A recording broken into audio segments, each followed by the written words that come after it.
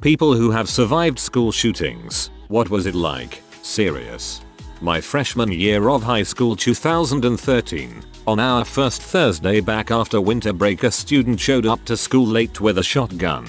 He walked into his first period class and targeted students who had bullied him. The entire campus was on lockdown for what felt like hours. One thing that has stuck with me was my first period English teacher grabbing a pair of scissors and telling us that he was prepared to do what he had to do to keep us safe. This man was married with kids but was letting us know in what was probably the scariest experience of his life that he would make the ultimate sacrifice if it meant keeping us safe. Thankfully it never came to that, but it's still hard to imagine what it must have felt like to decide then and there that his students were worth dying for.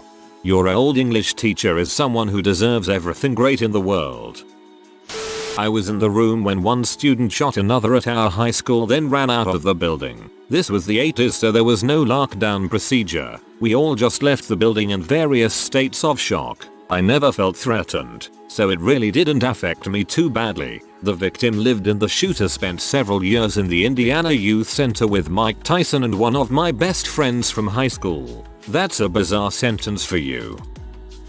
I was around for Elliot Rodgers shooting at UCSB. There are a few things that I remember being surprising. 1. The sense of humor. This was not everyone, but I remember a couple people making finger gun gestures at each other. I think this is because the event lasted a while and spread over the Isla Vista area, so there was a general discomfort wherever you were. I think people were coping with the stress however you could. Gallows humor, basically. 2. The awkwardness of trying to console someone who just saw their friends shot or were shot at themselves. If you have ever been in a social situation where you didn't know what to say, add in the fact that whatever you say might permanently affect the life of the person you are talking to. 3. Your school is now famous for this. Although this was during a time that school shootings weren't super common, so that might be changing. I was at UCLA during the shooting in 2016. It was only a disgruntled grad student shooting his advisor and then himself, but we didn't know that at the time. Everyone was assuming it was a mass. I was walking back to my apartment just off campus when the notification went out that there were reports of gunshots and to get inside because campus was locking down. I finished walking home and turned on the news with some friends. I had other friends who were hiding in classrooms. The craziest part was the amount of misinformation going around on social media and in various group messages I was a part of. There were reports of more people shot and multiple shooters in a coordinated attack around various parts of campus and such. I'm not sure how much of that was fabricated maliciously and how much started with someone seeing a plainclothes officer with a gun or something and the story snowballing from there. I called my mom afterward and she started crying. She said she hadn't called me sooner because she didn't want my phone to ring in case I was in hiding. Honestly, really smart of your mom. Back in 1996 I was a doctoral student at Penn State when one of the few women shooters killed a couple of students and wounded 2 or 3 others. I was tying for a class and one of the students shot, wounded, was on their way to my recitation. I had no idea at the time, as I usually showed up to class 20 minutes early, so I did not hear the shots and a student tackled her and prevented her from doing more damage in 30 seconds. Fast forward a year and the student who was wounded walked into my office and asked if they could spend a few minutes talking about that day. That experience was tough and very surreal, as I had no idea he got shot on the way to my class. It was the first week or so in the semester and I had not gotten to know my students' names at that point.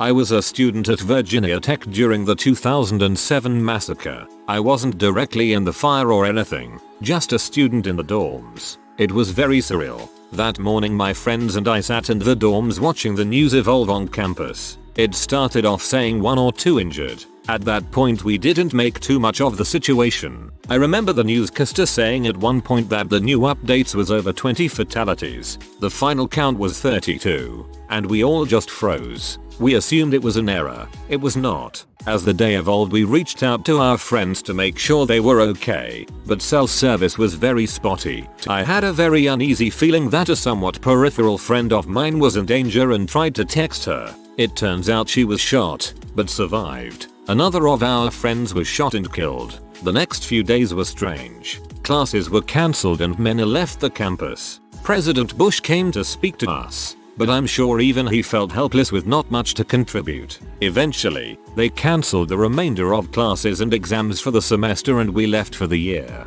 The summer was difficult. At my summer job, people kept trying to talk to me about the shooting, both co-workers and customers. I don't know why, but I felt okay discussing it with fellow VT students but nobody else, including my other friends and family. I eventually quit that job and got a new one, not telling anyone I was a VT student. Returning to school felt surreal. We did a lot of school spirit activities at football games. We are Virginia Tech, etc. But it was definitely a different atmosphere. I felt very uncomfortable in lecture halls and whenever my mind went blank I imagined a shooter coming in and killing us. That feeling still persists sometimes. In large groups I'll start thinking about a mass murder occurring. That day, I'll always say, is the day I grew from a child to adult. I changed in ways both positive and negative. I made new bonds with my fellow classmates but felt isolated from some other people. It was definitely the defining experience of my young adulthood.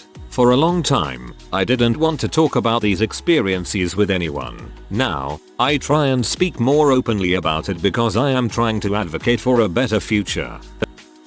I hope I'm not too late to get buried here. I was a first responder to Sandy Hook. I was a volunteer paramedic that worked 30+ miles from the school but was dispatched anyways regardless of the distance and response time because we were up next once the local EMS crews were out of service. If I had to describe the scene, I'd say life-altering. I thought I had EMS stories to make your skin crawl before Sandy but now, I can't even come close. The screams of parents and teachers and other students are still burned into my mind. The visual scene? I couldn't close my eyes for weeks without seeing bodies. My short answer? You technically survived the shooting. In my case, the aftermath. But I'll never be the same. I think of myself as my name 2.0. My name 1.0 was pre-Sandy and 2.0 is after. I am a different person. I am still in weekly therapy and haven't made any drastic moves towards getting better. Even just seeing this question brought my stomach up to my throat.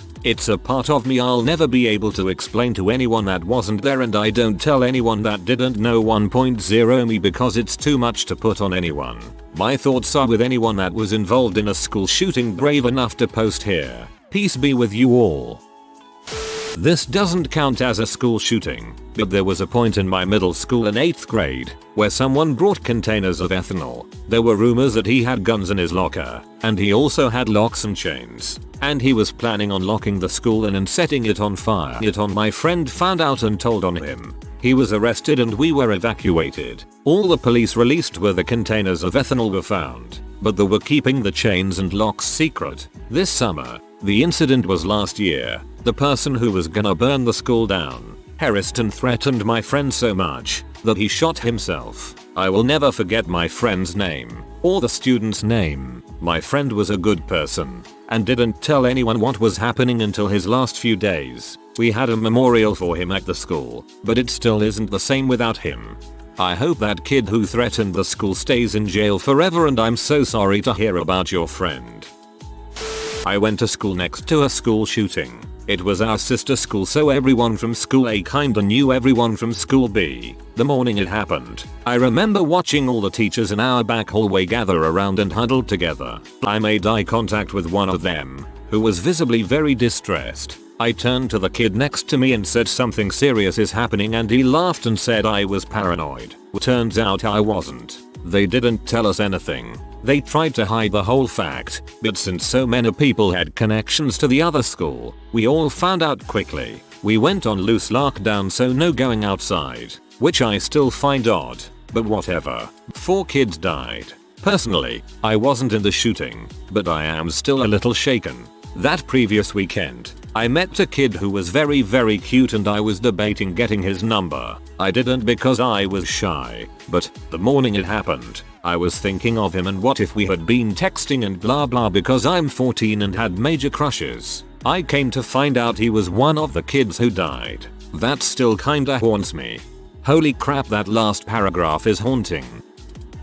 Survivor of the SHS shooting here. I was 9 at the time and in 4th grade. I was in the gym, and we were just going through the normal routine. That is, the gym teacher explaining the activity and us participating. I remember it was rope climbing that day and I was so excited. All of a sudden we heard a loud bang noise, and everyone looked towards the door. At first we shrugged it off as the janitor dropping something in the hallway, but after the second and third bangs we were ushered into the corner and told to be very quiet while my teacher ran and locked the doors. We were confused but unbothered at first, but the longer it went on the more worried we became. The loudspeaker crackled on and we heard muffled voices and muffled bangs, then silence. Years later I was told it was our principal and the office staff trying to warn us, but were killed. By now we were all silently sobbing and holding hands. I remember being very scared but not entirely sure of what. Of course, a school shooting was not the first thing on our minds. Eventually my teacher told us to crawl across the floor and into a supply closet, where we sat terrified until SWAT and police officers opened the doors and helped us out.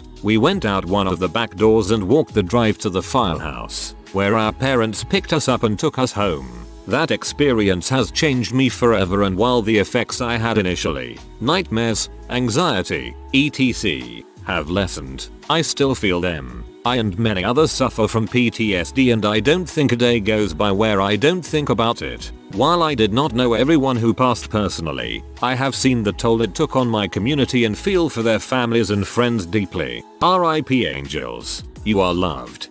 It just hit me that most of you who were in 4th grade then are 16 and will be graduating high school in a few years. Time is going by so fast, but we can't forget this tragedy as the years go by. I'm sorry that this happened to you and your town. Take care of yourself and be as strong as you have been. I go to Saugus High School and was at school during the most recent school shooting that happened 2 or 3 weeks ago. I'll start from the beginning. I got to school at probably around 7:10 because I am Mormon, so I had a class called seminary, basically Bible study, and so we ended and I walked to school. I walked in and went towards the back of campus-ish, but I could still see where it took place in the quad. I'm just chilling there with my friends when I look over and see some kid walking really quickly towards the middle of the quad, and it happened so quickly. He was crying, I think. He ripped his backpack around and I just knew that something was wrong. He reached in and shot a girl in front of him. I won't say her name, but I knew her quite well, and she was instantly dead, I'm pretty sure. At that point I don't remember much. I just ran. And I ran and I ran and I ran until I collapsed on the sidewalk outside of school and some parent came and helped me up. Scariest moment of my life. I knew the kid that was the shooter. I knew the girl that died. I knew one of the injured. I'm still dealing with it today and it has honestly made me so scared. A chair fell and I just sat in my room for a couple hours. I hope no one ever has to deal with anything like that ever. I was in the STEM shooting. We heard 5 shots and sat in a corner for a little while, then some yelling. I heard some guy moaning, in pain. Outside, then a bullet came through the wall and scratched my friend. We left to another corner, then there were 2 more shots. I was texting friends and family and my friend texted me, wanna play 8-ball pool. The cops removed us, there was blood in the halls, we stood around in the cold for a couple hours. A friend of mine got shot in the leg 3 times, though she's okay now, both of them are. After I was kinda messed up a few days after, which is kinda weird because of how close I was, but I don't wanna sound bad, but I am fine now, just like completely desensitized. My friend texted me, wanna play 8-ball pool. I understand this was traumatic and not a laughing matter at all, but goddamn that made me laugh. I was at Columbine during the shooting. I was in the cafeteria when it started, just outside, and I thought it was a senior prank at first. After I realized it was not, I ran and hid. I was in there for a couple hours just kinda huddling in a corner with some students and teachers. I wasn't really scared. It was more an adrenaline rush that lasted for what seemed like days. Time seemed to go super slow and it was honestly boring. It is a weird feeling that I can't describe. I was more worried about my friends and GF than myself. I was close to a lot of pip-bombs and gunshots, but never really felt like I was going to get hit in any way. My parents took it harder than I did, especially my mom. She was in shock and crying uncontrollably when she picked me up. My brother was at the feeder middle school that got locked down. He didn't want to get stuck at school, so he walked home. When we got home, he was playing video games like nothing happened. I remember being at Bear Creek in math class when the lockdown went down for that. Being a few miles away, we reacted similarly to your brother. Didn't really seem like that big of a deal to a dumbass teenager. Who'd have thought how infamous that moment would become? Some friends and I were eating at Freeburg's in Santa Barbara right as the 2014 Isla Vista shooting happened. The crazy thing is that I don't even go to school at UCSB. That was the only night I was going to be there. Basically, we were eating burritos and in the distance we hear some pop pop pop sounds. Nobody thought they were gunshots. Personally, I thought that it could have been fireworks or something. You know, college kids being stupid or something. Maybe about a couple minutes pass. The atmosphere is still normal. Then down the street comes a cop running towards us and he yells, "Get inside now." That's the only thing he tells us. Everything becomes tense. We rush inside the restaurant and hide in the kitchen of Freeburg's. We sat crouched in the kitchen for an hour. Eventually, a cop or someone tells us it's safe to go outside. The entirety of Isla Vista is shut down via police perimeter. No cars entering or leaving. All my friends and I know at this point is that there was a shooting and that some people may have been shot or killed. We had no idea that the shooter had actually killed 6 people. Someone, maybe a student, offered to take us to a dormitory area, so we followed them and just took another hour to digest what had happened and to watch the news for a while. Texted our parents to let them know we were alright. It was rather fortunate that I had parked my car outside of Isla Vista, so we didn't need to wait for the police perimeter to start letting cars through. We were able to leave about midnight. Definitely one of my more dangerous burrito encounters. I'm an adjunct professor at UNC Charlotte where a shooting happened last May. It was the last day of classes and I let my students out 30 minutes early. And I'm so glad I did, because the shooting occurred about 20 minutes later. I got one of those emergency alerts on my phone that only said active shooter in building, run, hide, fight. I remember thinking, what the heck does that mean? I realized that I was woefully unprepared or trained for this kind of situation. I was glued to the TV the rest of the night just wondering what I would have done if I were on campus, or if, God forbid, the shooter was in my building. The campus is still recovering from that traumatic experience and I have a totally new awareness of my surroundings.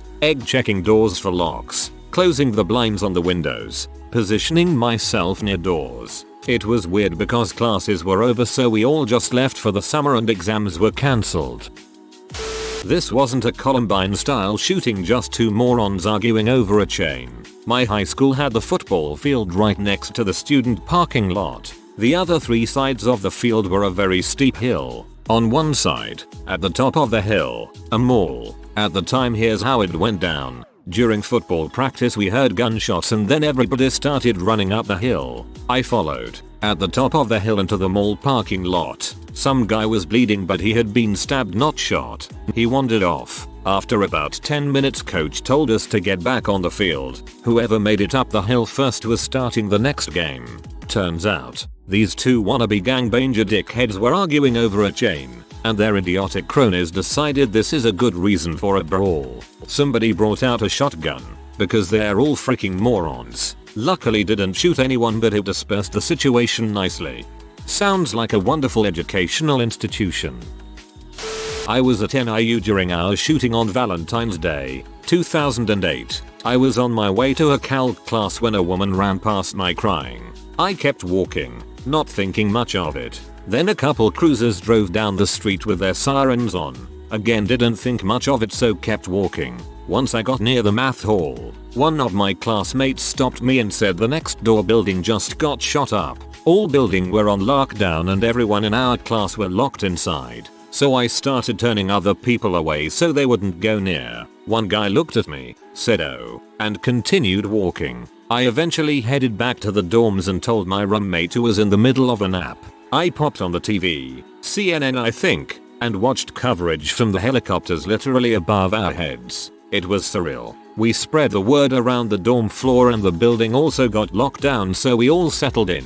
Everyone's cell phones were basically inoperable from the towers being overloaded. Eventually we were able to call our families and go through the crap ton of voicemails. The next few days, or weeks, I can't recall, cops with assault rifles were present in a lot of the buildings. News helicopters were heard overhead for quite a while too. Coal Hall, The lecture hall where it happened was shut down for the rest of my time there. A memorial for the 6 victims was set up outside. A few of us paid our respects together. My roommate and I had a back and forth about a Star Wars card game over Facebook months prior. Something along the lines of the Millennium Falcon can't beat the invisible hand. This caught the attention of the FBI. He got brought into the student center for an interrogation and I got called for a phone interview. Basically amounted to nothing, but it was an awkward conversation. Another friend of ours was supposed to be in that lecture. He just so happened to ditch class. He was acing the class anyways, and it probably saved his life. I don't think he personally knew the victims. Overall, it was sobering and surreal. School shootings seemed like a distant thing that would never happen to you. But all it took was one guy to go off his meds and snap.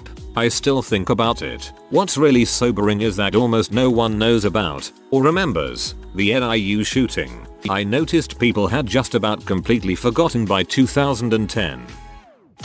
Gaucho here. I graduated from UCSB in 2016 and was a sophomore in 2014 when the shooting happened on the 23rd of May 2014. That year, I finally moved from the dorms to an apartment complex right outside campus in Isla Vista. I lived above the 7-Eleven where the shooter drove by in his vehicle and starting shooting. On that day though, I was at my friend's apartment in Goleta, Abrigo Road, for a small study session. I was on my way out and got ready to bike home when I heard gunshots from the street over. I immediately ran back inside, told everyone to be quiet and closed the blinds. We waited out the whole night, listening to the UCSB radio, messaging family, and checking up with classmates' friends. It was a rough night trying to piece together what was happening, and only until after hours of waiting did we get the whole story. We were shocked. I still think about it from time to time and I'm thankful I wasn't in my apartment or biking to my apartment when he was driving right by my apartment building. It wasn't me, but a very close friend of mine was there during the Santa Fe shootings in Texas a while back and she hasn't been the same since. I think 10 people were killed that day and nowadays anytime she hears anything that remotely resembles a gunshot she nearly has a panic attack. I feel really horrible for her because she used to be a really fun outgoing person and nowadays she really only keeps to herself. It kinda fricked me up a little. For years I thought I was fine, but stepping over a classmate's body while you're running out of a building does seem to have long-term effects. I hope you got some help, or are. But seriously, it would frick any one of us up. Don't pressure yourself into being fine for other people's sake. You went to school expecting to do a little work and frick off with your friends, and instead you were put into a war zone. That's fricked up and you should never feel bad about feeling the emotions of that. Thankfully nothing happened, just to preface, but I went to a pretty small school in the northern US. And my class had about 70 kids in it. In middle school, there were only about 130 kids in our building. One of the girls, I'll call Gabby, was definitely a bit of an outcast, but I don't think she was bullied or anything. I don't know the specifics of why, but Gabby had planned to kill everyone in our middle school. She wanted to plant a bomb during lunch hour A, and then go around the school with a gun to get everyone that wasn't in lunch and in period 4A. There were only 2 people not on her list, her one guy friend and her best friend, Leah. Leah was freaking scared shitless after Gabby told her what her plan was and ended up reporting Gabby. I haven't seen her in a while. She ended up in a mental hospital after that, but I think she since got out. I still don't understand why she wanted to do it. STEM school shooting. I was fairly near the entrance, just a few classrooms away. I was doing video production, and my group was waiting on a groupmate, because he was doing heavy editing on a scene. Me and my friend were looking at memes, and we hear the lockdown over the intercom. Everyone thought it was normal because we hadn't done our monthly lockdown drill yet. We sat around, just waiting. Then, it happens. Everyone in my class hears shots. You can collectively hear everyone's breath catch. I personally heard 2 out of the total of I think 5 fired. My heart starts racing. I'm freaking out, but I stay silent. My breathing went ragged for a second, but then I stopped. I heard yelling, and while I was scared, I wasn't fully. I knew something would end here and now, either my and my friends' lives, or the shooting, one or the other. Once I accepted that, I felt a slight bit more calmed. Call that morbid, but that was my thought process. My friend, who was in the class directly next to me, texted me, and I told all the friends I could I loved them and they meant the world to me. I didn't text my parents yet, as I didn't want them calling or jeopardizing the situation. It felt like it took the police forever to come, but once we heard them at the door, a wave of relief hit everyone. We went outside into a slight drizzle, and were there for over an hour. We got on a hot, muggy bus, and went to a recreation center for an hour or so until our parents could pick us up.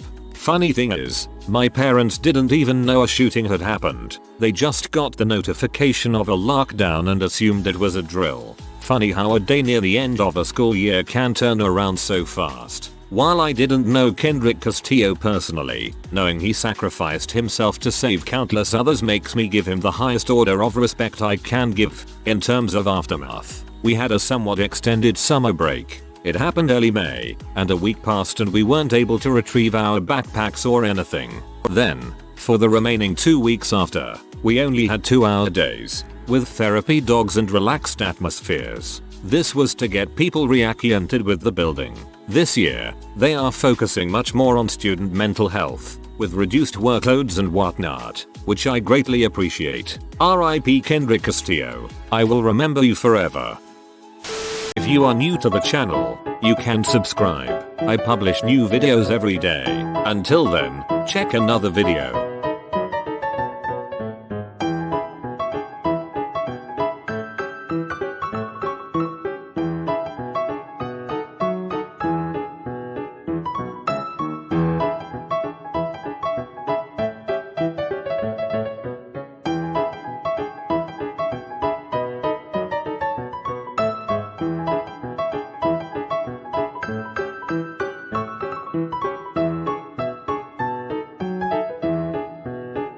Bye for now.